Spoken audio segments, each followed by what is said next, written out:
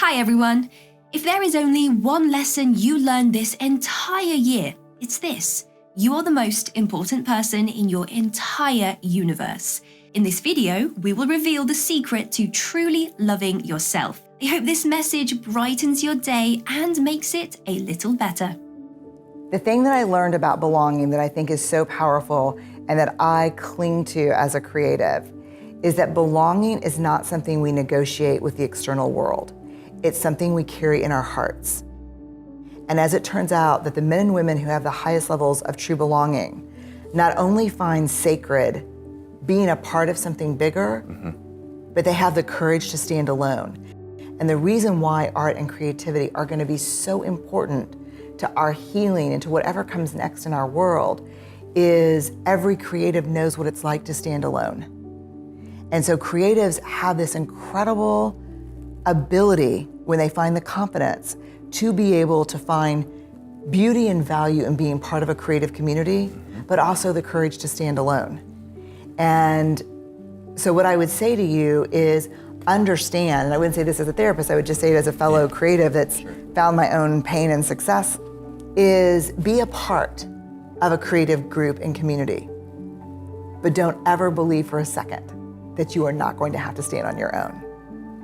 Beliefs really are like the train tracks that underpin our lives, that really decide where we're going to go and how we're going to get there. But so many times we don't understand that that's really what's running the show, right? Some of our kind of deepest, most kind of subconscious beliefs about who we are as human beings, what we're capable of, what we're not capable of, how we feel about society, men, women, marriage, money, business, all of these things. We don't often recognize that it's these deep-rooted beliefs, oftentimes that we didn't choose for ourselves.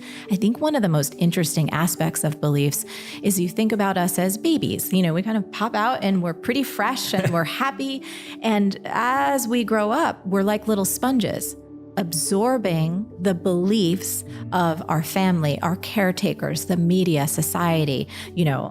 Women are allowed to do X, or if I look like this, I can only reach that, or, money is bad and evil, or success means X, Y, or Z. And so I think beliefs are sometimes so hidden to us that we don't recognize that they could be the thing that are holding us back. Here's what's something that's interesting. Many times in personal development, people feel like you have to kind of unearth all of your negative and limiting beliefs, and we all have them. But here's what's awesome about the notion that everything is figure-outable. I like to describe it almost as the master key, right? It's like you don't have to go searching around the corners of your consciousness to find all those negative beliefs and fix yourself and change them.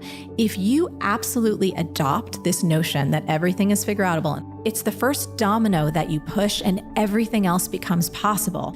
So I formed these beliefs as a young child, and those beliefs, I had to wrestle with them early on in my adult life. I remember being deep in debt. I just had all of these kind of twisted, conflicted notions around myself and money and worth.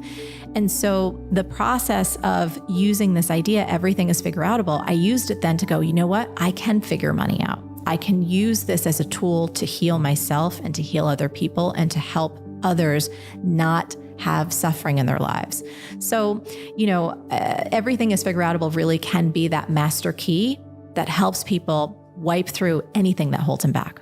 Sometimes we don't even understand or realize how much they're driving us until you kind of pause and recognize that they are running the show, right? So we have a simple formula in the book. Our beliefs create our thoughts, and our thoughts create our feelings, and our feelings create our behavior, and our behavior creates our results. And so if you want anything to change on the results level, don't just go to the behaviors or the feelings or even the thoughts. We need to go deeper to our beliefs, because if we can handle that, everything changes. For every action, there is an equal and opposite reaction. So what does that mean? That means everything that you are putting out into the world, every action, bam, there is an equal and opposite reaction. It means no matter what you do, the energy of what you do, what you say, and most important, the energy of who you are is going out into the world into your home, into your relationships, and that energy is always coming back to you. You are responsible for the energy that you are pulling out into the world, because that very energy, bam, is coming right back to you every single time, whether you believe it or not, because it is law. It is law. It is law that what you put out into the world is coming back. Now, in our country and many countries all over the world, they call this the golden rule. They say, do unto others as you would have them do unto you. The truth is, whatever you do is already done. The truth is, so when I learned this, that I am the person who gets to control what comes back to me based upon what I'm putting out. That is law.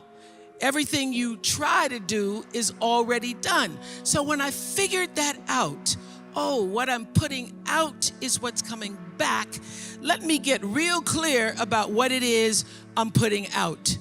Real clear. The major cause of depression are harsh, hurtful, critical words that you say to yourself over and over again. Scientists know this. They've known it for 10 years. I'm going to tell you that again. The major cause of depression is harsh, hurtful, critical words that you say to you. So we know that praise massively boosts your self-esteem. And guess what diminishes it? Criticism.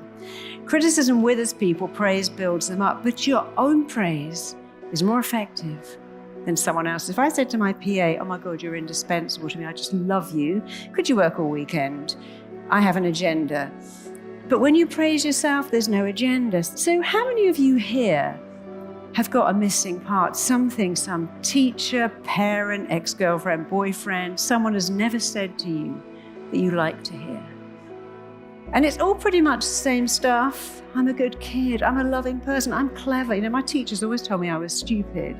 And I let that in, and now I don't let it in.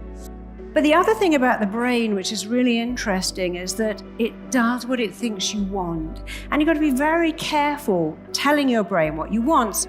So you've got to tell your brain what you want. So what happens when you say, oh God, I'm working so hard, I really want to have a day off. I'd love a week off lying in bed. Your brain's like, so this is you.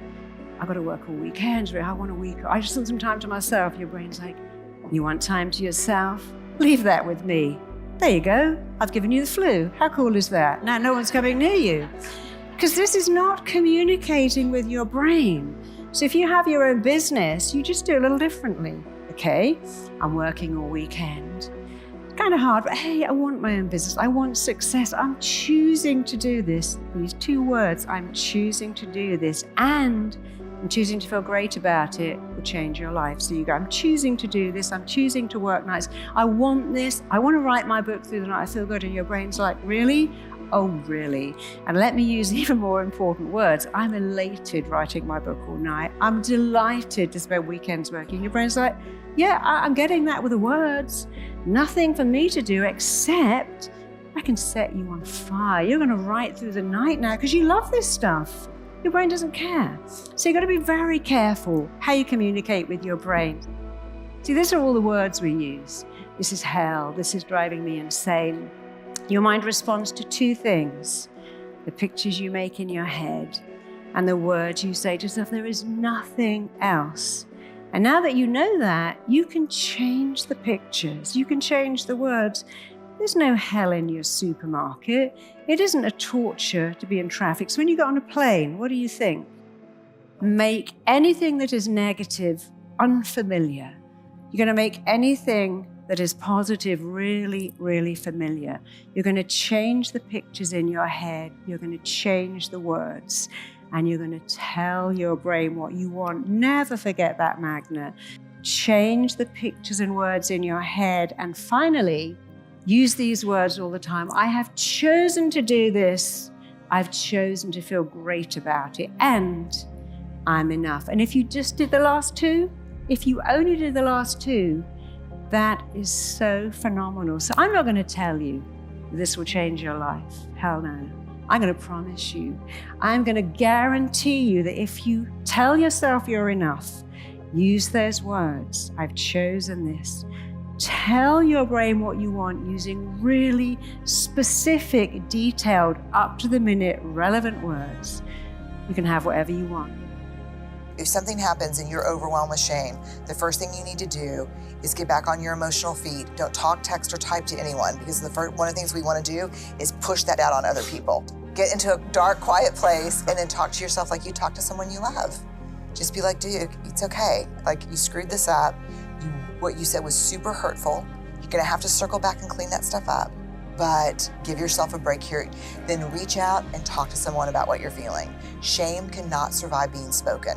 So if I call you and I'm like, oh my God, Lewis, I'm in a shame storm, you're not gonna believe what happened, and you listen to me and you respond empathically or empathetically, oh my God, I've been there, or oh God, I get it, I'm sorry, that sucks. Shame can't hold on, because shame can't survive empathy.